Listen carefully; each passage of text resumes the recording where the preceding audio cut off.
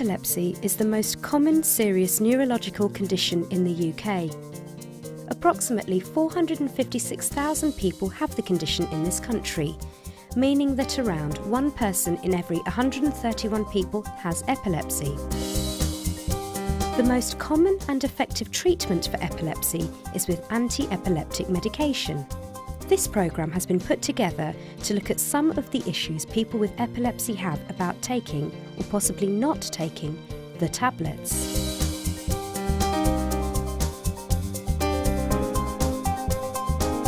I'm Priya Bose.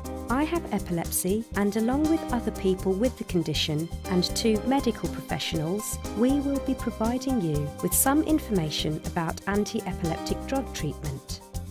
We'll cover the most common issues and concerns, but it's a large topic, and so we have listed other useful sources of information for you to use, including helpline numbers at the end of the programme. I first had a seizure when I was about 38 years old. It came completely out of the blue, in fact, and I was really shocked when it happened to me. I still have seizures, but not regularly, perhaps maybe once a year or something like that. I have epilepsy. My first seizure was on the night Lady Diana died, so it's always very easy to remember. At the moment, I'm taking about 1 seizure a month. I've had epilepsy since I was 18. There's 3 types of medication that I take for my generalised seizures, absence seizures and myoclonic seizures, of which I'm not completely controlled. Now I actually work freelance as an epilepsy nurse advisor. The first seizure I had was during the night in bed with my partner Liz. She was woke up by me thrashing about in the bed. I had my first seizure when I was just 15 months old. My parents certainly remember that day and how frightening it was for them. Majority certainly were simple partial seizures and complex partial seizures. I'm currently having simple partial seizures, and they manifest as lights in my field of vision. I'm currently taking 2 types of medication, and they're both newer drugs. For some people, epilepsy happens as a result of a brain injury. It could be a stroke, or for me it was encephalitis, or a car accident, or any sort of accident, tree falling on your head or whatnot. But for some people it happens just out of the blue. Anti-epileptic drugs are the commonest form of treatment used for people who have seizures, a condition known as epilepsy. Of course, epilepsy is a very broad condition with a lot of different seizures. But the majority of people who have epileptic seizures are given anti-epileptic drugs to try and reduce or even stop the seizures, but of course they don't cure the condition. The majority of people with epilepsy are looking at taking medication for a long period of time, and indeed sometimes lifelong. Of course, when the decision has been made to take anti-epileptic drugs, we can generally expect a good result. Between 60 and 70% of people's seizures can be stopped by anti-epileptic drugs, so they are generally considered effective. Some, of course, are less effective, but it depends on the sort of epilepsy that you have.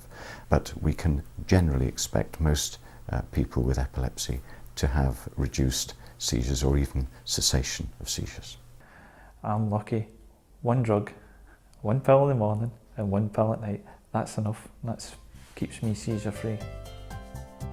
Getting the diagnosis right is vital, of course, but it's important for the type or types of seizure to be identified accurately too. One of the most important things for ensuring that somebody has the appropriate treatment for their epilepsy is to know the sort of epilepsy that they have and the type of seizures they have. It's absolutely vitally important to get an eyewitness account. Most people who've had a seizure wouldn't be able to give you any real concrete information about what they experienced. Perhaps at the beginning of it they may have done if they had a warning, and certainly they could tell you how they felt afterwards, but the actual eyewitness account of the seizure is absolutely imperative. All over your brain. It's not starting in one place, it's just kicking off everywhere. It's very important to identify a seizure type that someone's experiencing, because there are different categories of epilepsy and the drugs may or may not be effective for the particular type of epilepsy. So if you have an epilepsy that happens all over the surface of the brain at once, then you have a primary generalised epilepsy. If you have an epilepsy where the seizure starts in part of the brain, then you have a focal epilepsy. Some of the drugs will be more effective for a focal epilepsy than they will for a primary generalised. And in some cases, some of the drugs for a focal epilepsy would aggravate a primary generalised epilepsy. So it is a really important thing to make that differentiation. I think the thing with medication is that they can't just say this is the medication for you. The doctors, it's an experiment that they have to go through to find what medication actually suits you. So it took a while for us to discover not just the medication that suited, but the dosage that suited. And this possibly took about a year before we could work out that the anticonvulsant medication was working for me. A lot of people feel that their healthcare professional is trialling drugs for them and they don't really know what's going to be effective for them. The reason for that is, although we'll know broadly what drugs will work for what type of epilepsy and what type of seizures, it's virtually impossible to predict what an individual person's reaction to a particular drug will be. So, how do anti-epileptic drugs work? Anti-epileptic drugs, it works by dispersing into your digestive system and being absorbed into your bloodstream in the hope that that increases your seizure threshold. It is believed that people with epilepsy have a lower seizure threshold, and the seizure occurs when the electrical activity in the brain just gets disrupted. The anti-epileptic drugs hope to dampen that down in the hope that you don't have any more seizures. When starting on medication, doctors generally prescribe low doses, so the level in the bloodstream slowly increases until it reaches what is called a steady state. Steady state is where taking the drug regularly keeps the level in the bloodstream constant. When I first was prescribed medication, it started on a very low dosage and it was gradually increased until the seizures stopped happening. The discussion then was if I suffered any side effects and they were listed, I was to go straight back to my GP. Doctors tend to do a process called titration, and they slowly increase the epilepsy medicines, and they do this so that it reduces the amount of side effects that a person might experience. They have actually smaller dosages of tablets so that they can increase the amount at a smaller rate, which means there's less of a chance for you to have the nasty side effects of nausea and sickness and dizziness and things. And it is better not to have to experience those things and be put off that drug forever. Try and make sure that the medication is taken as much as possible at the same time of each and every day. Being a police officer, as I am, there are occasions when I would have to work shift or work extended periods for major inquiries and such like, and that caused me to miss taking medication at regular points, and at that point I felt my body had almost become used to taking medication at a particular time, and would feel withdrawal symptoms, dizziness, etc. if this was prolonged. So take the medication as much as possible at the same periods throughout the day. I certainly was always keen to take them every 12 hours. So that was maybe 8 o'clock in the morning and 8 at night, and so I knew that there's going to be a similar amount in my bloodstream all the time. I used prompts such as a pill box every day to make sure that I'd had my medication and I could see straight away whether I'd had it or not. It's important to keep your drug levels at a steady level, so it's important to take your medication regularly. You need to keep your medication at a steady level, so it's therapeutic. If it's not therapeutic, then the chance of having breakthrough seizures are very high.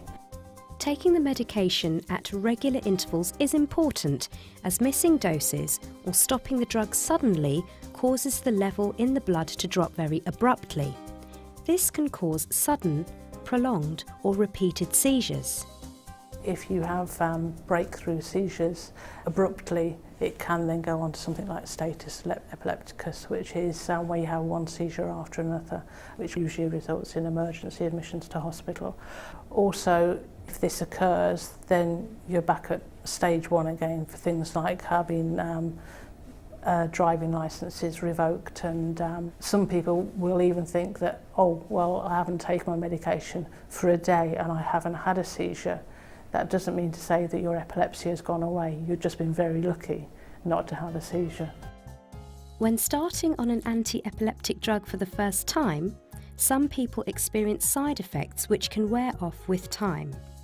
As I've been weaned off and weaned onto the other drug and my body's gotten used to the new drug, the dizziness has faded away after a week or two. It does take that time, and that's why my dosage has been increased incrementally, but thereafter the side effect has subsided. The majority of people with epilepsy get control of their seizures with just one medication. But for certain types of epilepsies, more difficult to treat epilepsies, sometimes people need to have a second medication. This is usually introduced slowly along with the maintenance of the dose of the first medicine. So, what possible longer-term side effects can be associated with taking anti-epileptic drugs? I started to take dizzy spells and feeling unsteady on my feet. And I think I experienced this for 2 or 3 days before I realised that it possibly was the medication, and I had to go back to the doctor. And he confirmed that this was a potential side effect to the medication. I would get very ratty with people and would occasionally have thoughts that I found difficult to control, but that seems to have passed somewhat. And also difficulties with my digestive system, tummy upset, and also just fluctuations in weight, so just getting bigger and smaller for no reason. And now I don't drink at all, because in the past I was able to drink with the previous medication, but the drugs I take now I can't drink. Not everyone experiences side effects by any means. Many people never do. When I first started taking the epilepsy medication, it really made no difference to my life at the time. I didn't have any side effects or anything like that. I just started taking the pills, one in the morning, one at night, and it's still the same routine. That's about the only thing that I have to really remember, because I don't have any side effects. But if you do, how do you know if side effects are a result of the medication? I used to have hallucinations many years ago, 6-7 years ago at night. Just when I was dozing off, I'd wake up and see things, shapes that weren't there. I knew they weren't there, and I'd try and grab them and such like. But the drug that I took had said potential side effect hallucinations. That's it, no problem. At this point, the neurologist says, "Whoa, stop a minute. This is a separate type of seizure." So we go through everything, and it's explained, and then he confirms, yes, in his opinion, this is a separate type of seizure that hadn't been getting treated. So any side effects, I would urge any person taking the drug to mention it, because it might not actually be a side effect of the drug, it might be a separate seizure type. The side effects that I had coincided with the increase in the medication, and so I checked with the patient information leaflet in the box, and it describes dizziness as one of the side effects, and that's why I went back to the doctors. If people are feeling that they are experiencing side effects and it's unacceptable to them, there is no way in this world that you're bothering your doctor by mentioning it to them. There's absolutely no benefit to controlling your seizures and then experiencing side effects that are making your life unlivable. That's not a quality of life. Everybody's different, and if you've got side effects, you don't have to put up with that, and they'd seek an alternative for you. Does it make any difference to seizure control if you swap between branded or generic anti-epileptic medications? Once people are established on a medication, then usually you get a prescription and you either take it to the high street pharmacist or sometimes to the dispensing doctor, and you get a box of pills. The medication I'm on is basically a big long word, and one of the times I went to renew my prescription, it was a shorter word, and that's when I actually just had a wee look at it and I thought, that's a totally different name to the stuff that I'm on now. What we would suggest with epilepsy, because the level of the epilepsy medication in your bloodstream can sometimes be very important about in controlling seizures, is that you stick to the same formulation. So if you started on a medication using the brand name of the drug company, then continue with this medication. We call them branded medication. If you started using the scientific name or the generic name, then continue with a generic formulation. What we would advise is that you don't swap between the two. People sometimes think or ask, do I have to take anti-epileptic drugs? If the patient was to say that they weren't keen on taking drugs or they would like to know about alternative therapies, I'd encourage them to think about it. I think the best chance you've got of getting seizure control is with medication, and there's an awful lot of research to support that. However, some people with particular syndromes might benefit from altering their lifestyle.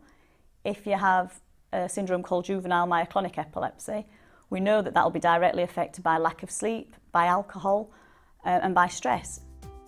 Some people have specific triggers, so it's worth noticing any situations that may trigger seizures so you can avoid them.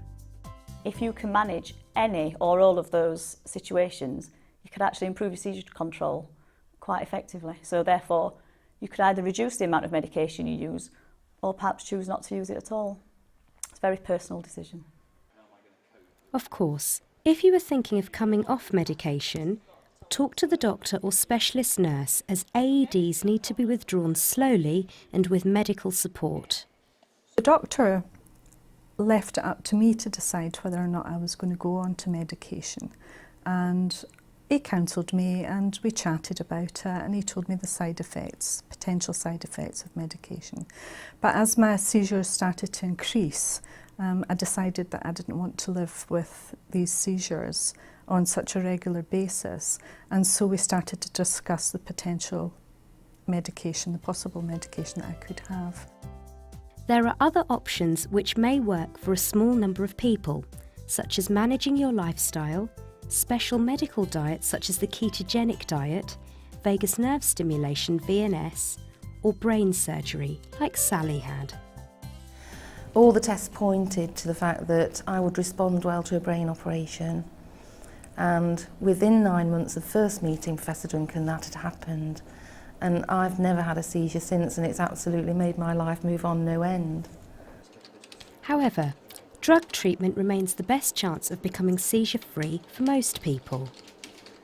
I've spent the last few years trying to achieve seizure freedom by taking as little medication as possible and having as few side effects as possible, and in a way I don't mind taking the medication so much because I'm having not too many side effects and the medication is controlling my seizures, so I am able to work and have an active social life and do all the things I want to do, so it doesn't feel so bad taking the medication. So when can you stop taking it, if ever?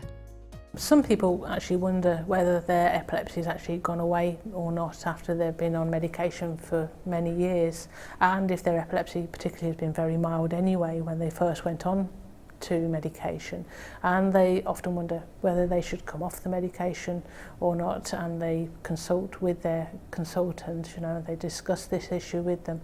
Often the consultant will say, yes, you can come off it if you want to. But the common question is, well, will the seizures come back again? And the consultant is quite right when he says, or she says, well, they actually can come back again. We actually don't know that definitive answer. When I was first prescribed medication, my doctor said that after an extended period of no seizures, we could possibly stop using the medication. However, I've had to gradually increase it, in fact, because of seizures increasing, and I'm not prepared to stop taking the medication. The medication I've been on has been working for me. I've been seizure free. I don't want to come off the medication in case I have any other seizures. I've discussed this with the fire brigade doctor, and he was wanting me to stay on the medication. He would advise me to stay on the medication, and I've decided that I will. The outlook for most people with epilepsy is very good. As we've said, 70% of people with epilepsy can expect their seizures to go away. Some people may have heard on the radio or in the newspapers about the risk of death from epilepsy, and indeed there is a risk of death if one has seizures, particularly severe seizures that affect the whole of the brain. We call them generalized seizures that occur at night. And regrettably, some people die of what we call sudden, unexplained death in epilepsy, SUDEP. How do we reduce this? Simply by reducing or stopping the seizures. And so any decisions about treatment, any decisions about how to manage the epilepsy must be borne in mind. It's a really difficult decision whether to take anti-epileptic drugs or not, and it really is about getting as much information as possible, working with the team of healthcare professionals that are working with you, and really being able to make an informed decision about what's best for you. There's no doubt about it, some people will immediately want to take anti-epileptic drugs, they won't have any worries about that at all, yet there'll be always some that have some fears about them. However, they need some balanced information about what the risks are to them if they decide not to take any anti-epileptic drugs at this time. If people are worried about taking medication generally, I would say that what you need to look at is your quality of life and how you think that would be affected by seizures versus how you think that might be affected by taking medication. And really, it's weighing up what matters most to you and what you can cope with and adapt to. Most people actually don't find it that difficult to take medication once they get into a routine of it, and they appreciate that actually it's the best chance they've got of controlling the seizures. I'll be in practice tomorrow morning. There's been a lot of research done on why people don't take medication. It does seem to be about people's beliefs about whether they want to be on medication, how the medication works, and really a balance of the benefits of taking medication against the drawbacks. We know that up to 50% of people on occasion may not take their medication. Please tell us about any concerns or worries that you have. How can you make the most of your time with the specialist? Appointment time in neurology clinics is notoriously limited. I would say the best thing to do is either write some questions down for yourself or ask someone to help you put together some questions. And you need to be asking very straightforward and pertinent questions that matter to you, not broadly what matter about epilepsy. So if you want to know about whether you should be telling your employer about your epilepsy, have that written down and make sure that you get straight answers that you actually understand. What I would say is, because your time's limited and people wait an awful long time for their appointments, if you don't understand what a neurologist tells you, ask them to repeat it, ask them to explain it, and make the most of that time because it's so short-lived. And if you can take notes, you're going to remember a lot more when you come out as well. So, everyone's experience of epilepsy, when it starts, the type of seizures, the treatment, and how it affects someone and for how long is very individual. If I was giving advice to people, the advice would be, don't give up. When I was diagnosed with epilepsy and I was going to lose my job, lose my driving licence, lose everything, and I came up with a plan. It was basically, if I got my driving licence back after a year, and the fire brigade doctor said you would get back on the run, back as a firefighter, all you wanted and all I wanted was a chance, and I got the chance. And since then, I've been seizure free. I've still been a firefighter. A firefighter with epilepsy, there's not many of us about. So my advice would be, don't give up. The more open you can be with the medical professionals who support you, your neurologist, your GP, your nurses, the better it is for you. And regards the medication, don't be scared of it and seek advice from wherever it exists, the helplines, the websites, the various charities out there, because they're there to help you. You can get further information on other questions you may have about drug treatment and many other issues regarding epilepsy from the following charities who have participated in the making of this programme. So contact them through their websites or their helplines. They are there for you. I think the best place to get really reliable and accurate information about epilepsy is the epilepsy charities. They're very well resourced and they are well researched and manned by people who understand epilepsy. The person will listen to everything you've got to tell them, and they can give you leaflets, information, and the website is very good. The main source of reliable and accurate information are the epilepsy charities. Please ring them, please go on the web, please find them. Ring the helplines. They certainly will listen to you and listen to your concerns and won't direct you. They'll enable you to make your own decisions.